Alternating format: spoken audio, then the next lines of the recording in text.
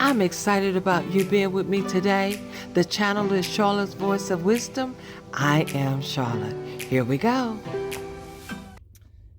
Hey everyone, how y'all doing? I'm in the car today.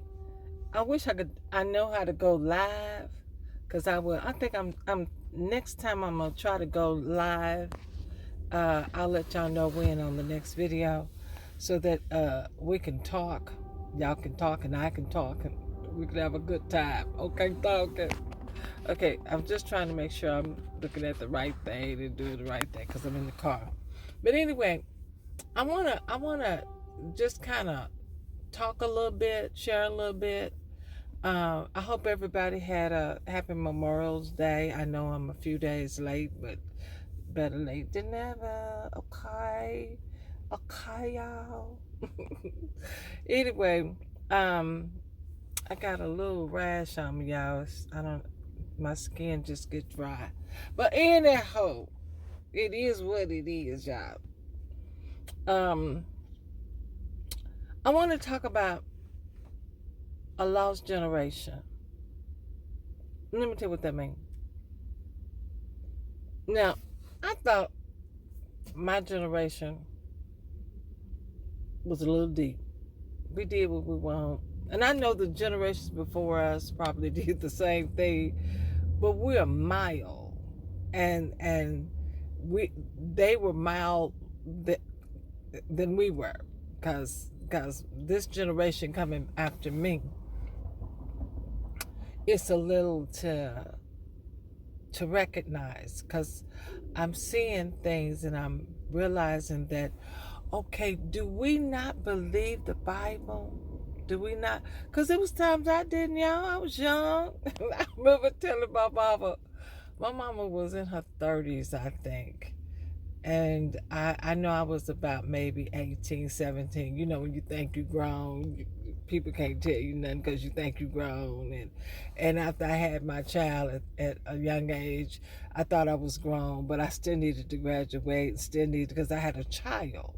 So responsibilities make you seem that you're mature enough to handle life, even though you have responsibilities. Those responsibilities came because you chose to make decisions based upon where you thought you were as an adult or a young adult. And so I thought I was grown, and I thought I could handle life, because I now am a mother and I have to take care of my son.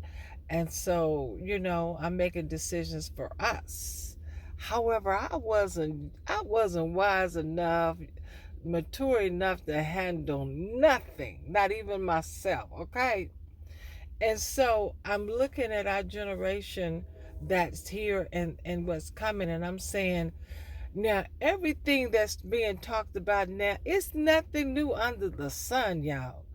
Everything that's being talked now, maybe it's a little bit more elaborate in the articulation of how and what and when things happen and all that, but the truth of the matter is, some of what we're being taught has always been. I'm looking for my husband. I come to pick up my husband now.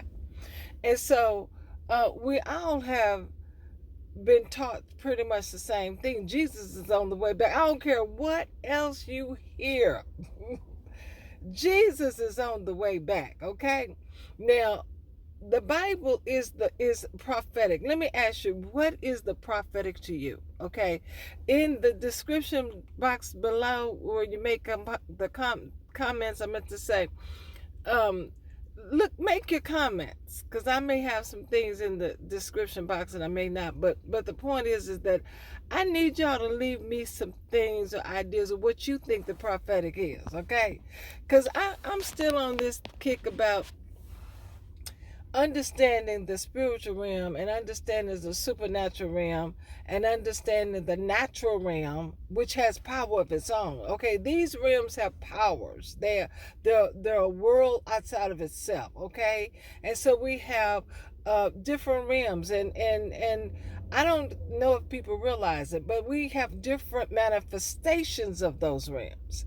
and different spirits of those realms. Because when I talked to y'all, I tried to upload that video. Hold up a minute. Hold up.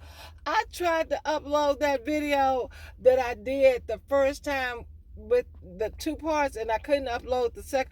I still could not I tried to edit that bad baby, try to get it back out to y'all, and it still was messed up. So I'm gonna have to listen to it and kind of, you know, edit it and by listening to it and don't say some stuff. I don't know, but I cannot get that particular video up. Okay. Now I digress a minute, so let me go back to what I was gonna say. Okay. Now listen, y'all. Now, the different realms, the different spiritual realms, the different manifestations of those realms, okay? Because you have to understand that when I talked about Genesis, that before God did anything, He created the realms. He created the authorities and powers and spiritual um, uh, entities that would govern those different realms, y'all. Come on now. And so that's the reason why we have different spirits in the land and different manifestations. And the reason why there's so much warfare going on is because these spirits they did not yield to the obedience of God, just like we don't. Now, the Lord dropped something in my spirit. I want to say this before I get off here, because when my husband comes, I'm not gonna be able to talk what I want to say. Not that I could, but I want to finish this with you guys, okay? And he and I'll do another one, okay? Now, do you know everything that God created obey God but us? Okay? We're the governing forces, the dominating forces, dominion forces of this world. But God set down guidelines for us to follow so that the world, the earth, the universe will obey what we do as a people, because He created everything for our provisional purpose. Okay?